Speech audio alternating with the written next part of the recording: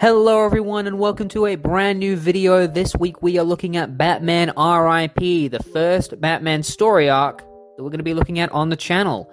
We've looked at the occasional Batman tie-in when we've looked at different events in the past, but this is the first time we're going to be covering an entire story arc. The reason I'm talking about Batman RIP today is because it builds up to Final Crisis and what happens to Batman during Final Crisis. It's written by Grant Morrison with art by Tony Daniel and consists of issues 676 to 681 of Batman. All you really need to know leading up to this story arc is that Batman now has a son, Damian Wayne, that he has discovered. Damian is not Robin yet. Tim Drake is the current Robin. And there is a society or a cult called the Black Glove. And their goal is to summon this god called Barbatos, who they call the Bat God. It's like a god of darkness or something. We don't know a whole lot about this Barbatos. We just know that the Black Glove is trying to summon them through sacrifices. The Black Glove is made up of a lot of the rich folk in Gotham City and are led by a man known as Simon Hurt. And every now and then they gather together in order to place bets on different subjects. So that's everything you need to know. Let's get straight into Batman RIP with issue 676. We begin with Batman and Robin landing on top of a building with Batman saying, "You're wrong. Batman and Robin will never die." Why would he say something like that?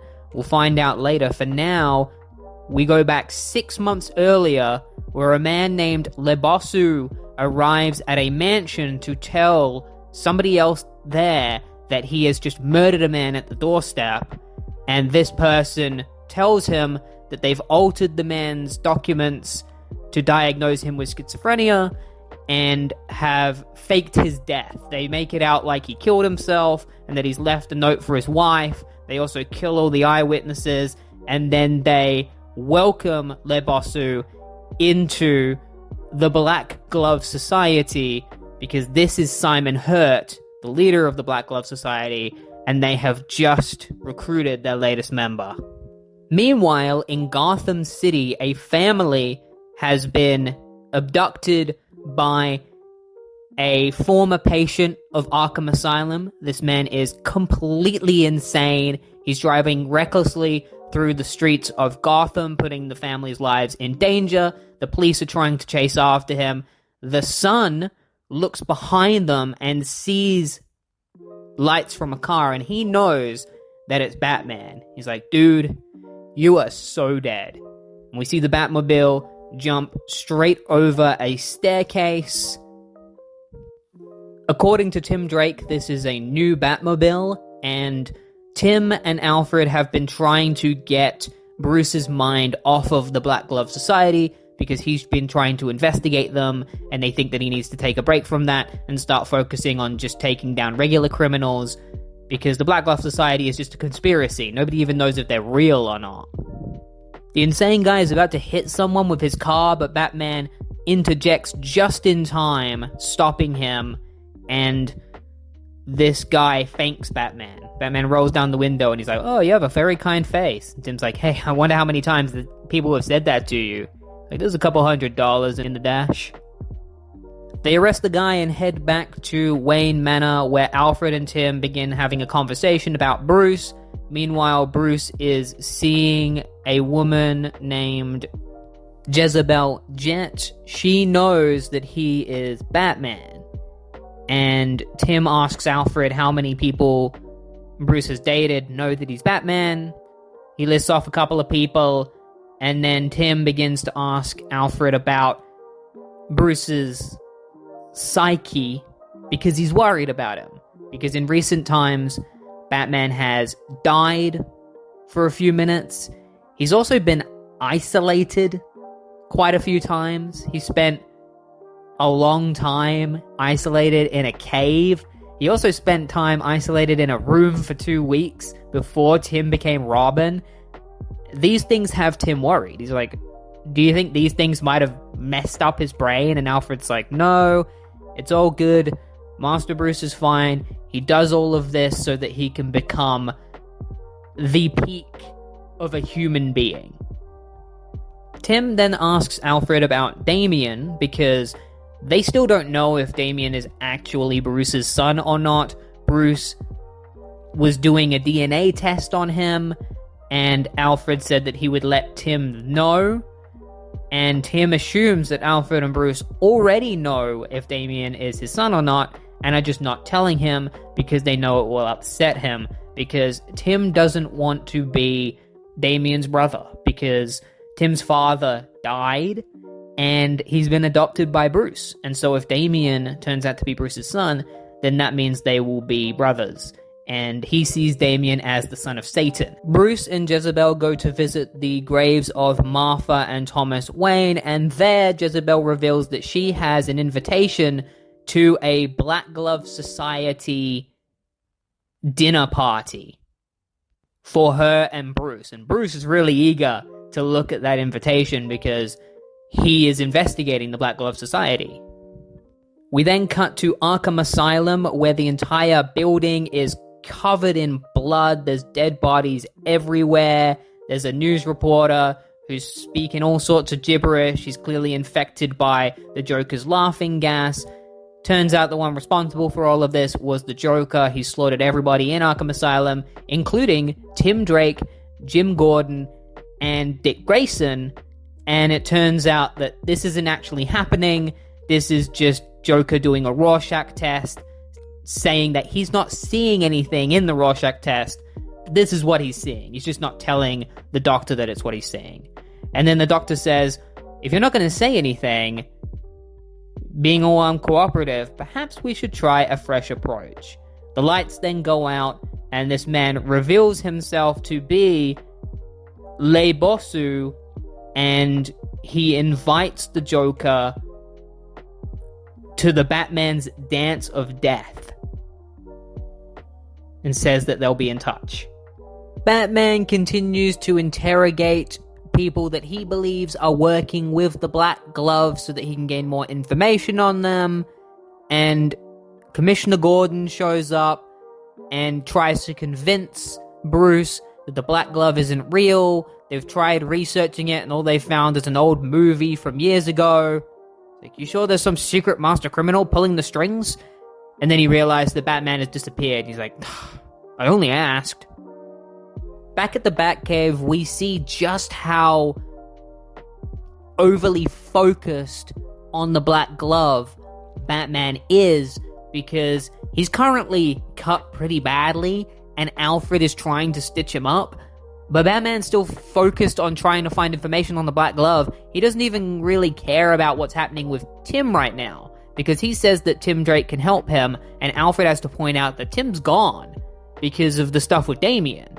Because he doesn't like the fact that Bruce and Damien are getting so close. And Bruce just kind of waves it off and is like, well, we can't worry about Tim right now, we can't worry about Damien, we gotta worry about the Black Glove Society. Meanwhile, Simon Hurt reveals the Black Glove Society's plan, which is to mentally break Bruce Wayne by attacking those he loves, because he believes that Bruce has been fortifying his mind and that there is something inside him that is easy to break.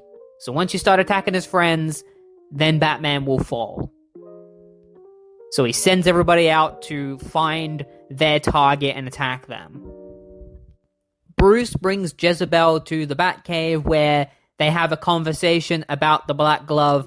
Bruce is getting a little bit too agitated with the Black Glove. He even grabs Jezebel's hand and is squeezing it too hard. He's like, Mayhew already tried to kill me. The Black Glove tried to kill me, and now they're closing in on both of us. It's like, Bruce, you're hurting me. I'm sorry. I live in the dark, Jet. You're the best thing that's happened to me for a long time. Do you understand? I can't risk you becoming a part of this. Meanwhile, Commissioner Gordon is trying to stop the Gotham Gazette from running a story about Bruce being a schizophrenic, because it was recently revealed to the public that Thomas Wayne and Martha Wayne's deaths may have been part of this cult, because when the Black Glove were doing sacrifices years ago to summon Barbados, they pushed all the blame onto the Waynes. So now everybody believes that Thomas Wayne is insane. And so now everyone believes that Bruce Wayne could also be insane. But we know that this is the Black Glove's doing.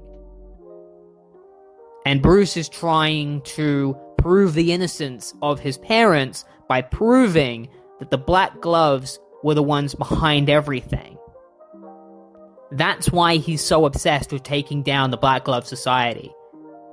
Jezebel tries to convince Bruce that maybe the Black Glove Society is himself, that he is fighting with himself, because who knows more about his weaknesses and his strengths than he does?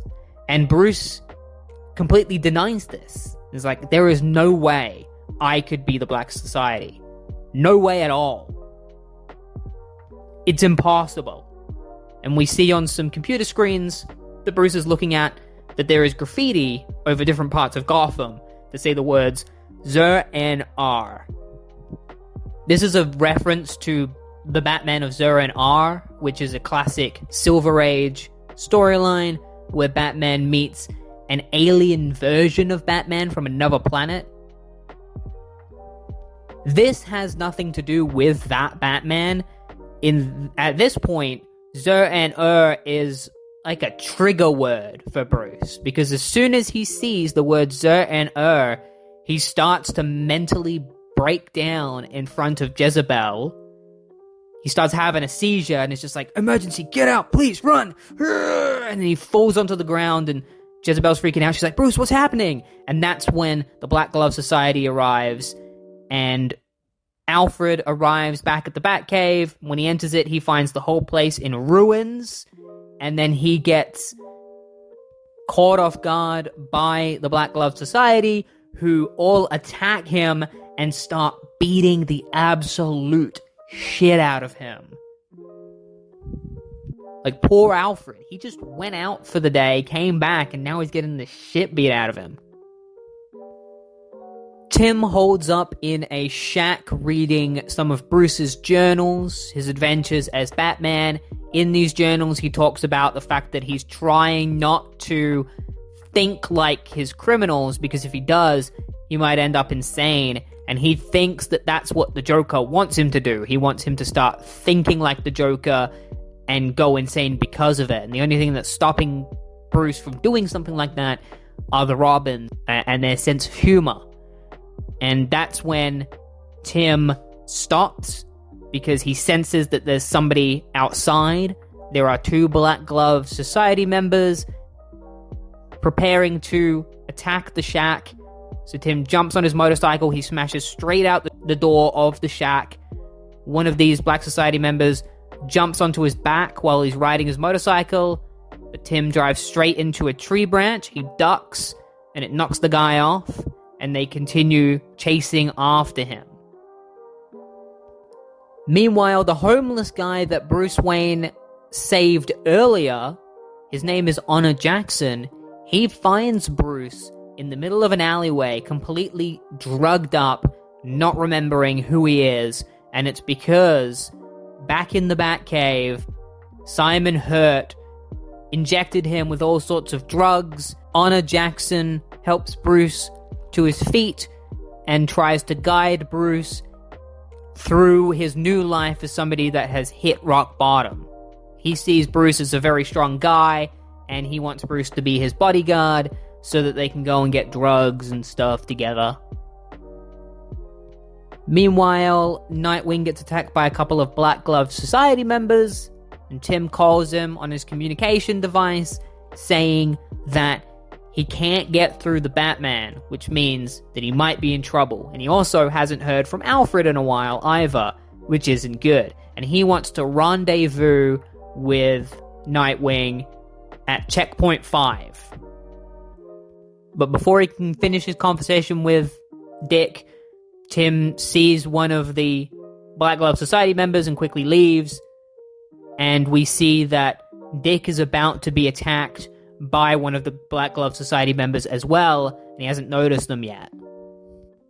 Bruce and Honor Jackson share some drugs between each other, but that's when a couple of thugs come up in an attempt to try and steal their drugs, and Bruce beats the crap out of them. And then they quickly make a getaway. Honor then decides to give Bruce something. We don't get to see what it is, but Bruce said that he is honored to receive this from Jackson. We see that it's something that's glowing. They head off into town, and Jackson reveals that the reason why they were heading into town was so that he could grab some booze, and then they sit down and watch the sunset while they drink booze together, and Honor tells Bruce that he needs to go and find some guy called Lone Eye Lincoln. Lone Eye Lincoln will be able to help him. Bruce turns to Honor, and Honor is no longer there. He disappears. So he goes to visit with Lone Eye Lincoln. Lone Eye Lincoln thinks that Bruce is a cop at first, but he says that he's not a cop. Came to see Lone Eye because of Honor. And Lone Eye says that Bruce must be insane because Honor died yesterday. And Bruce is like, that's not possible. I saw him this morning. He's like, no, he died. He gambled all of his winnings, spent it all on drugs, and overdosed. Bruce then realizes that he is currently in Crime Alley, which is where his parents were shot and killed. And Lone Eye gives Bruce some drugs to help take the pain away. Tim meets at Checkpoint 5 and tries to get into communication with Nightwing, but Dick won't answer, and it's revealed that Dick is currently being held in Arkham Asylum. He's been kidnapped and drugged, so he looks insane right now. They've messed him up. So, not a good situation for him. Simon Hurt has kidnapped Alfred and is preparing to make Alfred his butler, and he is cheersing to everybody because they have officially broken the Batman. And we see Bruce in his little makeshift home that he has. He begins sewing together a costume with a purple mask, which he puts on. He has a tape recorder, which was given to him by Honor Jackson, but he sees the tape recorder as some kind of device that he calls the Bat Radio, because Bruce has gone insane at this point, and he now believes himself to be a new superhero known as the Batman of Zur En Arrh, and we get to see him debut his new costume, which looks like the Silver Age Batman Zur En Arrh costume, and behind him, we see that Batmite is here, the fifth dimensional imp who is a massive fan of Batman. And he's just like, uh-oh. So things are really starting to take a crazy turn in this story. Zur En Arrh breaks into a building where they are creating the Black Glove Society's costumes. The guy's just like, please don't hurt me. I'm only a tailor. And they all just get the crap beaten out of them by Zur En Arrh, who has baseball bats and pipes that he uses against them. And he's trying to get information about the Black Glove from these guys. And he's got Batmite with him, is telling him all this stuff, kind of being a mentor towards him, or an advisor. It's assumed that everything that Zur En Arrh is seeing, that Bruce is seeing, is a part of his imagination because he's gone insane. There are talking gargoyles while he's looking over the city of Gotham, and Batmite is supposed to be a hallucination as well. However, personally, I like to imagine that Batmite is the only real thing this whole time. That he was never a hallucination, that this was the real Batmite. Because that's more fun to me. I don't like the idea of Batmite being a hallucination, because this was essentially just Grant Morrison retconning that Bat-Mite doesn't exist and that he is just a hallucination. Same with the idea of Zur En Arrh as well. He tries to explain it as the whole Zur En Arrh adventure during the Silver Age was just a hallucination that Batman went through, that Bruce went through, and he used that as a template for the Zur En Arrh personality that he created for himself. Because it is revealed that after his hallucination, Bruce decided to create a failsafe for if his mind was ever broken again. And that failsafe is Zur En Arrh. So whenever Bruce's mind is broken, Zur En Arrh takes over to protect him. And Zur En Arrh is insane. Pretty much the opposite of Batman. Batman, if nothing, was holding him back from what he wanted to do. The Black Glove Society is still following Bruce around, figuring out where he is, and it's because he has a tracking device in his tooth, or at least he believes he has a tracking device in his tooth. We don't know if it's real or not, because we don't know if what Zur En Arrh is seeing is real. But he gets a knife and he digs that tooth out and then puts it on a pigeon. So they think it's him, but it's actually a pigeon, flies out. Zur En Arrh comes jumping down from above and beats the crap out of these guys. Meanwhile, Tim is getting in contact with some allies so that they can try and find Bruce and Alfred and save them. And it turns out that a couple of these allies are Knight and Squire, who are British versions of Batman and Robin. Tim also gets attacked by a member of the Black Society, but is able to escape them. We also see that some of the members of the Black Glove Society are not trustworthy at all and are fighting and killing each other. It's this one guy who's kind of a Joker wannabe. Zur En Arrh shows up and kidnaps him so that he can question him later. Jim Gordon heads over to Wayne Manor. He thinks he's talking to Alfred, but obviously he isn't. He gets tricked into entering Wayne Manor alongside a policeman. Talks to this guy about his family. Apparently this guy's name is Bill. It's like, yeah, I have like a 2-year-old kid. He's all good. Wife's good too. They head into the manor. Bill accidentally triggers a trap and gets 3 arrows shot straight into his head, which is brutal. And Gordon can no longer move because he is afraid to rig any traps or set him off. So Simon Hurt is like, we've taken care of Gordon. We got Alfred right here. We've broken Bruce. However, some of our members are telling us that Bruce is going around calling himself Zur En Arrh. It's also revealed that Simon Hurt believes that he is Thomas Wayne, or at least he's trying to make people believe he's Thomas Wayne, and that Thomas Wayne never actually died, and that he created a new identity for himself called Simon Hurt.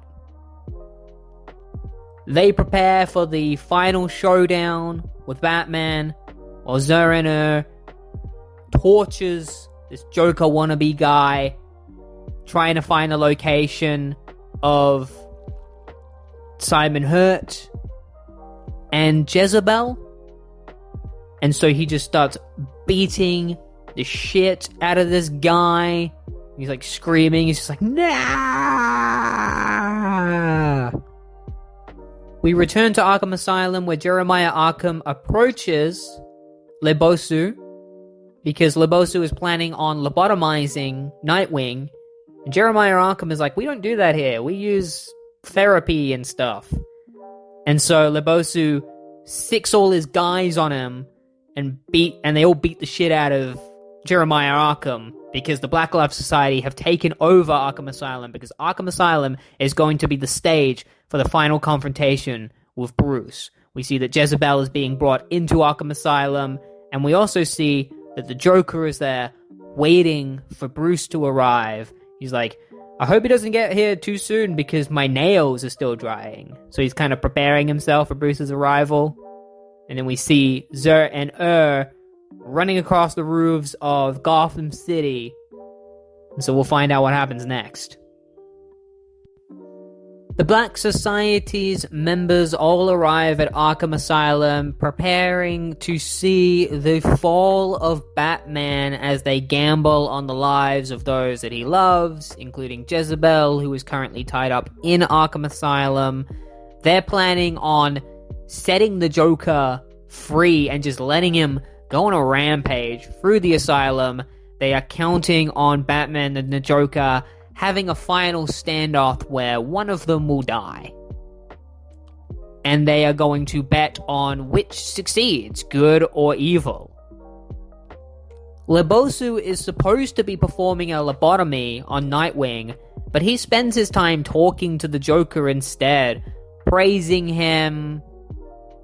Yeah, just giving him all sorts of praise, talking to him, stuff like that.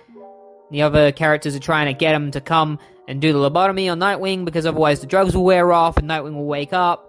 But he refuses to do that. We don't get to see it, but the Joker messes Lebosu up off panel. He just messes up his face. Zur En Arrh arrives at Arkham Asylum alongside Batmite. We get to see that the Joker has already started his rampage, killing a lot of the Black Glove Society's members. He's working adjacent to the Black Glove Society, but he also doesn't like them and is just murdering them because that's what the Joker does. He's insane. He murders people. Batman blows up a limousine outside of Arkham Asylum and then makes his way inside, and this is where Batmite says goodbye to him because he is supposed to be Batman's voice of reason, and you can't have a voice of reason in Arkham Asylum. And then Batman asks Batmite if he's really a fifth-dimensional imp, and Batmite says that the fifth dimension is imagination. They are the same thing, which, not really a fan of that. I'm not really a fan of the idea that the fifth dimension is just your imagination. I prefer it to be an actual physical dimension. Members of the Black Society are really mad because they were expecting Batman here to be here tonight, not Zur En Arrh. They don't see him as Batman. Batman's got a black suit. Simon promises them all that this is Batman and that they will have him at his knees by the end of the night thanks to the Joker. The Joker shows up after killing a whole bunch of Black Society members, and he talks to Simon Hurt, and Simon Hurt says, "Before you say another word, let me tell you something about myself and about the things we plan to do to Batman come midnight. I know you'll want to stay and watch." And this is kind of Simon trying to convince the Joker not to kill him, because I imagine that when the Joker showed up, he was going to kill Simon Hurt. But Simon Hurt tells him his plans. Jim Gordon is slowly making his way through the Wayne Manor, where he's been avoiding all of the traps. And Simon sets off another trap, which is a phone that is going to ring the Gotham City Police Department, and if Jim doesn't answer the phone in 15 seconds, it'll explode. So he quickly runs up the stairs and accidentally triggers a trap, and a suit of armor is about to shoot him, but then the suit of armor is destroyed by Damian Wayne, who shows up alongside his mother, Talia al Ghul, and Ubu, and they are there in order to help Jim stop the Black Society, the Black Glove Society. Damian kind of acts like that spoiled rich kid in this panel, where he's like, "Mother, I want a Batmobile." Zur En Arrh continues to make his way through Arkham Asylum, talking to the Joker, where the Joker talks about how they've got Jezebel captive, and they're going to bring Batman to his knees, and that he's going to have to try and save her, but he's not going to be able to, and the Joker is going to enjoy watching the fear in Bruce's eyes as his girlfriend dies in front of him, because the Joker just wants Batman to feel as much pain as possible. He doesn't want to kill Batman, but he just hates Batman because Batman shot him recently. he didn't actually shoot him. It was an assassin that was hired by Simon Hurt to look like Batman and shoot him. But the Joker still decides that it was Batman that shot him, so he's really mad at him. He cuts his own tongue into the tongue of a snake, which is really gross. And then he just eggs Batman on, saying that after I kill Jezebel, I am going to continue ruining your life because you shot me. Welcome to where your soul dies. We also don't get to see Le Bossu's face, but this is where we get confirmation that the Joker did something to him, because he's just like, look what he did to my face. Zur En Arrh tackles the Joker and threatens to kill him. He's like, I only want to help you understand. See, it's everything. Mom, Dad, the job. Oh, Batman, let go. It's so simple. Life, death. It's all a big joke. A dead man's hand. And I hold the winning card. And then we see Jezebel tied up in a chair, and the Joker is planning on releasing these red and black rose petals that, when they combine, will cause a toxic gas that will kill her. So the petals begin falling, and she begins laughing maniacally, which is killing her. So Bruce begins jabbing a knife into the glass. He manages to break through the glass. And when he does, he thinks that Jezebel is dead, and he's just on his knees like, oh, I'm sorry. I'm so sorry. And Simon approaches the Joker. It's like, my good and faithful servant. He's in the grip of the Black Glove now. That's right, you're failing her, Bruce. And all my guests who bet on you surviving this are going to be very disappointed too. Red and black. Floor tiles. And so there's apparently some kind of symbolism with the red and black petals, with red and black floor tiles. The next issue is probably going to put the pieces together for us, but for now there's some kind of cohesion between the two, and it's revealed that Jezebel isn't actually dying and is working alongside Simon Hurt. Look at his eyes. Now he knows. Batman's finally giving in. Now do you get it?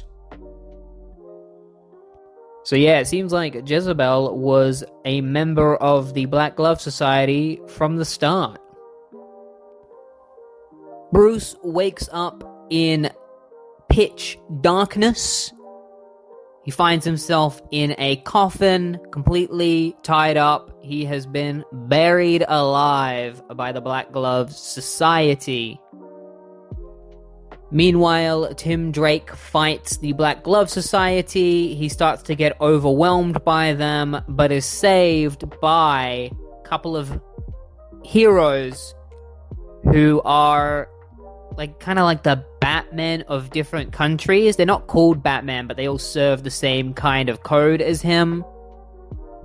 They all show up, and this group would eventually become Batman Incorporated. That is what they would be known as. They've come to help Tim save Gotham City from the Black Glove Society. Now that they've finally succeeded in defeating Batman and have buried him alive, Black Glove Society plans on leaving Arkham Asylum. Simon Hurt and Jezebel go back to the asylum, and they find the Joker in there, where they say that he can leave now because he's done everything that he needs to do. And the Joker refuses to leave because he's still got one more bet that he wants to do. He's betting that Batman is going to come out of that grave and take everybody down. And he's going to wait here until that happens and then reap all of his rewards. And while he waits, the Joker does what he does best and goes around snapping the necks of a couple of people. And they're all just like, Dr. Simon Hurt, you gotta protect us from him. And Simon doesn't really help them. The Joker reveals the tape recorder that Batman had as Zur En Arrh. But it's not just a tape recorder. They open it up, and it sends out signals instead of receiving them. So the device sends out a signal, and Simon Hurt is just like, oh shit. And the Bat computer receives the signal and overrides the security of Arkham Asylum, locking everybody inside the asylum. So now the Black Glove Society can't escape. Le Bossu returns in order to try and administer a lobotomy to Dick Grayson, but the lights go out and Dick wakes up and takes him down. And then Batman emerges from his grave. He digs his way out. He's no longer Zur En Arrh. He is purely Batman again. He has come to his senses. And I feel the Joker can sense this, because he's not sticking around anymore. He's leaving. He's out of here. He's like, I can sense Batman's out of the grave. He's coming any moment now. I'm going to get out of here. And once he's done with all of you, I'm coming back to grab all my riches. And that's when Batman shows up. And Jezebel's like, I thought I smelled dirt. There's nothing you can do, Bruce. No court on the planet we can't buy. No judge or jury beyond threatening or bribing. Now do you get it? There's you Rich down here, and there's Black Glove Rich. So Bruce begins fighting all of the Black Glove Society members, and then he faces Jezebel while Simon Hurt gets away, and he reveals to Jezebel that he knew that she was a member of the Black Glove Society from the very beginning, that her father was a member of the Black Glove Society, and that he bought her mother, and then eventually her father was killed, and they raised Jezebel and her brother to be just as ruthless as them. So when her father died, Jezebel applauded his death and took over his role in the Black Glove Society. Jezebel tells Bruce that he's never going to find anybody that he loves ever again because she's kind of ruined that for him. And Bruce says that he never loved her and that it was all just an act because he was taught acting lessons by Alfred.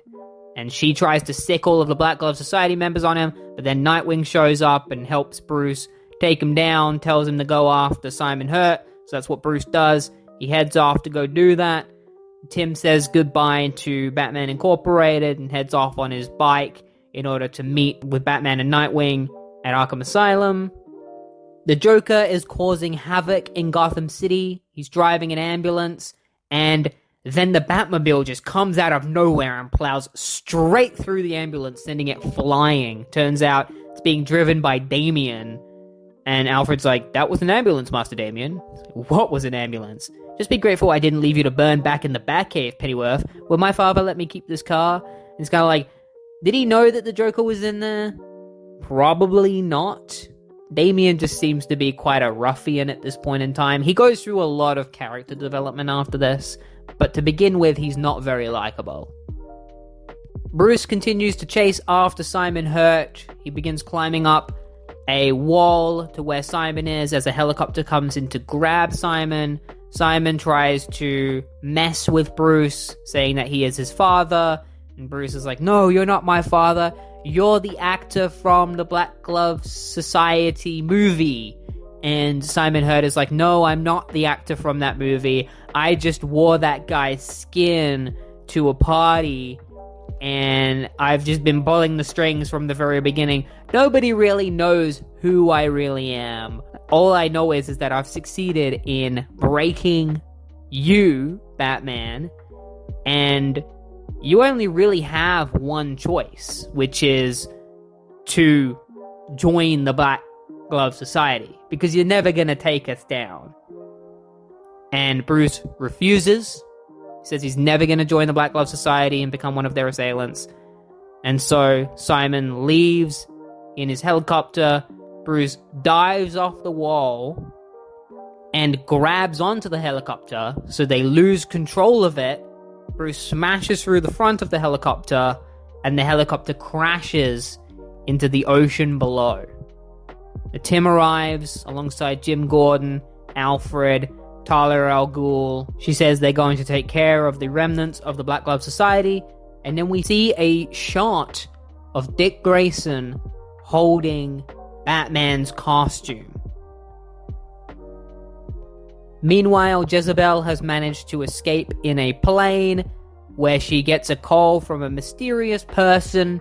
She asks this person who they are or what they are, and then her plane suddenly gets attacked by bats, man-bats, and she is killed off panel. This is her death. She never returns after this. We flash forward to 6 months later in the future, where it is believed that Batman and Robin are dead. Lebosu is torturing somebody when the bat symbol suddenly shines, and he's like, that's impossible. They're supposed to be dead.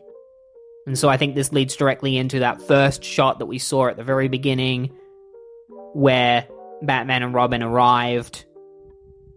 That Batman is supposed to be Dick Grayson, and the Robin is supposed to be Damian Wayne. And then we end with a flashback to when the Waynes were killed, and we learn the truth behind the meaning of Zur En Arrh.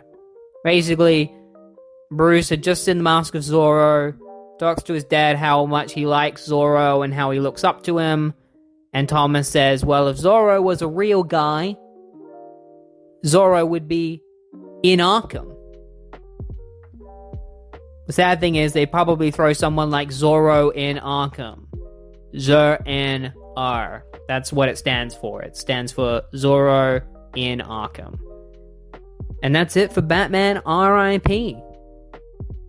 Pretty good Batman story overall. You don't really need to read the stuff that's come before this to understand the story, but it does mean more if you have read Son of Batman and some of the Black Glove stuff. Grant Morrison. I was able to do some research beforehand just so I knew what was going on with Batman at the time that the story came out, so I could explain it. But yeah, I enjoyed the story. I only read it because it leads into Final Crisis. So hopefully now that I've read this, when I read Final Crisis, I'll get a little bit more out of the story, the stuff that involves Batman. But yes, I would recommend reading this. I would recommend reading all of Grant Morrison's Batman run in general.